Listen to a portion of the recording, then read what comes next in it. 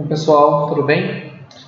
Estamos agora na segunda unidade de Português Jurídico 1 e uma vez que passamos pelas aulas ligadas à questão do vocabulário jurídico, nós vamos agora, a partir dessa unidade, nos centrar numa questão que é fundamental para o bom advogado, para o bom produtor de textos jurídicos.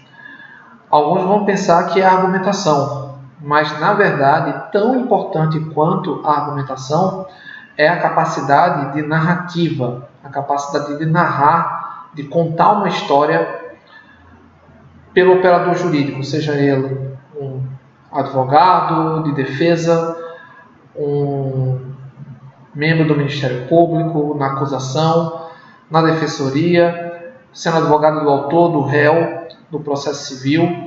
Mas é muito importante ter essa habilidade de contar histórias. Tá?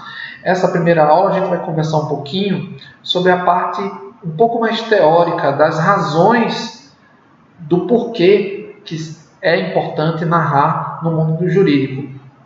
Se a gente perguntar a qualquer pessoa, aliás, qual seria a característica de um bom advogado, fatalmente alguém ia dizer que é aquele que sabe argumentar. Mas a gente vai ver o quanto é importante a capacidade narrativa e como também a narrativa pode ser uma forma de argumentação. Tá bom? Vamos começar aqui nossa conversa? Bom, em primeiro lugar, a narração é uma habilidade, uma característica humana. Né? O ser humano é a única espécie que se tem conhecimento, né? Que a gente não consegue entender de forma plena as outras linguagens, mas o ser humano ele tem uma habilidade fantástica, que é a capacidade de se referir a algo que não está presente. Tá? Então a gente não tem nenhum indício de que nenhuma outra espécie seja capaz de falar abstratamente de algo que não está na sua frente. Tá? Existem algumas pesquisas com primatas, com chimpanzés, que têm uma carga genética muito parecida, algo em torno de 99% idêntica à nossa, mas eles não conseguem falar, e menos ainda, indicar algum modo de linguagem que dê o indício de que ele está falando de algo que não está presente ali. Então, essa é uma característica muito importante nossa. Nós somos capazes de reportar algo, fatos, coisas que não estão presentes na nossa frente. Né? E contar histórias é uma delas. Né? Então, isso faz com que a gente crie mundos.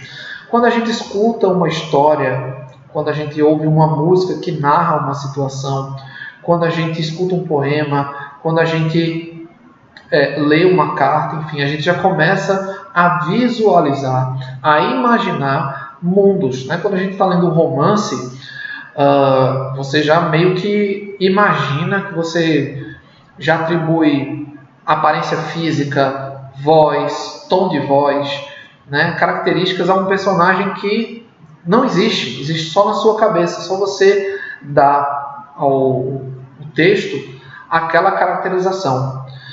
Isso também é importante, mais na frente a gente vai falar sobre isso do ponto de vista jurídico, porque a gente também pode induzir o leitor do nosso texto a criar determinados personagens na sua mente. Tá? Isso é muito importante.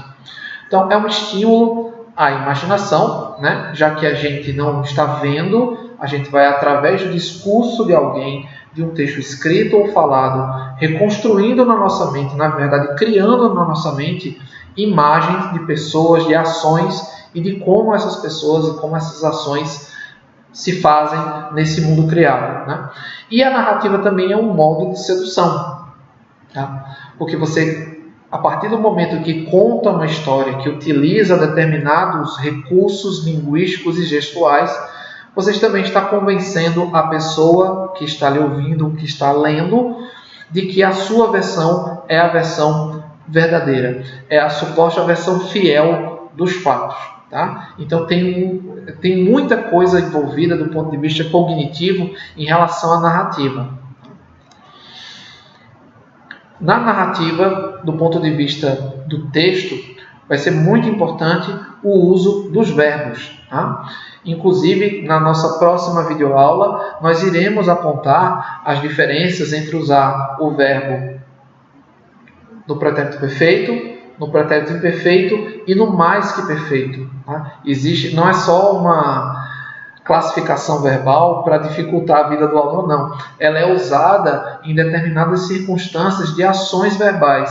Se nós estamos falando narrativa, a grande, imensa maioria das narrativas que a gente ouve, elas são narrativas do passado. Então, o uso dos pretéritos será fundamental para a boa construção da narrativa. Tá?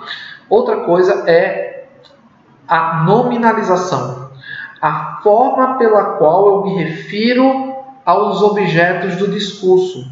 Qual é o nome que eu dou? Quais são os substantivos que eu uso para me referir a esses personagens, a esses fatos, a esses conceitos. Só para dar um exemplo, eu gosto muito de citar essa transformação.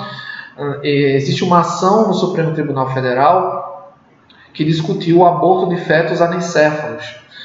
E, na época, o advogado que era a favor de abortar os fetos anencéfalos é o atual ministro Luiz Roberto Barroso, e ele fez uma mudança. Ele não usou, para falar do aborto, a palavra aborto. Porque quando eu falo a palavra aborto, eu estou invocando uma série de conhecimentos prévios a respeito de pecado, de erro, de tirar a vida de alguém, de tirar a vida de um inocente, de um feto, enfim. Ele usou a expressão antecipação terapêutica do parto.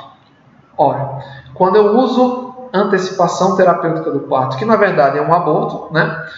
É um tipo de aborto, se é que a gente pode dizer dessa forma, eu estou nominalizando o aborto de uma outra forma. Porque eu sei que se eu usar aborto, eu vou ativar na cabeça das pessoas, na mente das pessoas, algo ruim. E como ele estava defendendo, né, a possibilidade da mãe abortar, ele preferiu não usar, preferiu nominalizar de outra forma. Então, a forma pela qual eu dou nomes, eu atribuo características, eu atribuo conceitos às ações na narrativa, ela é extremamente importante também do ponto de vista jurídico. Né? Figurativização. Como é que eu dou aos personagens da minha narrativa características, né?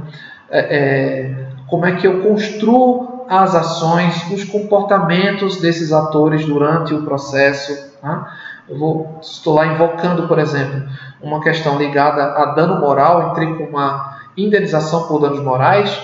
Como a indenização por dano moral, ela pressupõe um constrangimento emocional, então quando eu vou narrar a ação daquele que constrangeu outra pessoa, eu tenho que dar figurinos, tenho que dar características a essas ações que de fato faça com que a pessoa que vai ler a peça, no caso o juiz, sinta, né, imagine como aquela pessoa se sentiu constrangida naquela circunstância. Tá?